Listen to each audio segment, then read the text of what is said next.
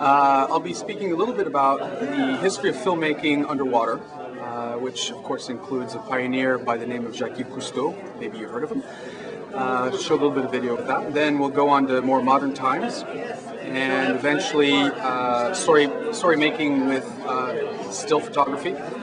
I'll talk a little bit about what is, as filmmakers and explorers, our duty, of course, is to tell stories and impassion people, but also we're the eyes and voice for what's going on out there, so we also need to be able to inform the general public that doesn't get a chance to go out to these remote places about what's going on and what we've witnessed over the last few decades. And lastly, of course, leaving it on a notion of hope, is talking a little bit about the extra efforts that are being done out there as far as conservation and restoration. Well, where do I start? I guess, you know, you're all here because you've heard at least the name Cousteau, I think, maybe, at least in history books.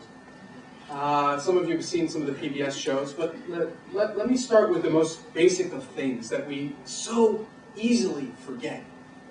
And that's part of the reason why I put that picture up there. It's a simple picture, but it's a symbol of what we forget and take and really take for granted so easily, is that water connects absolutely everything.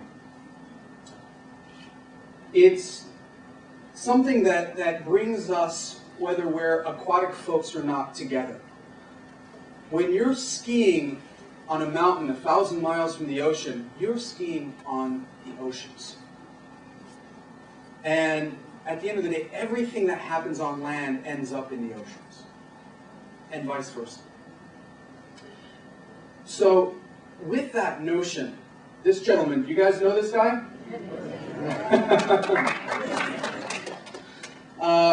He was an amazing person, not only as a public figure, but also in our lives as part of the family. For me, he was not this iconic figure that everyone sees, but he was my grandfather. He was truly my first teacher, if you will, and probably one of the most influential ones that I've ever had. Because of the experiences that he was able to infuse in me and the rest of my family, I've dedicated the rest of my life to the oceans in one fashion or another. I would like to take you on a small journey of the first steps into the underwater world that I'm sure the younger generations have never seen, and the older generations may not have seen either because they were never televised. So with that, I'm going to show you a little clip of what's called 10 Fathoms Deep. Years later, there comes a French naval officer, Yves Cousteau, a man who dreams of opening the door of Davy Jones' locker. He has invented a new kind of underwater breathing apparatus with tanks of oxygen to sustain the swimmer in the depths below. The motion picture camera takes us on a new kind of adventure. A new frontier opens up beneath the sea. A huge skate takes one look and flies away like some prehistoric bird.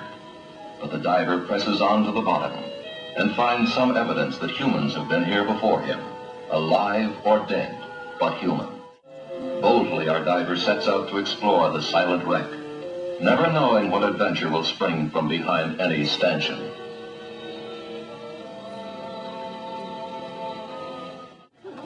Why are there so many fish around sunken ships? Whatever the reason, this is now their home.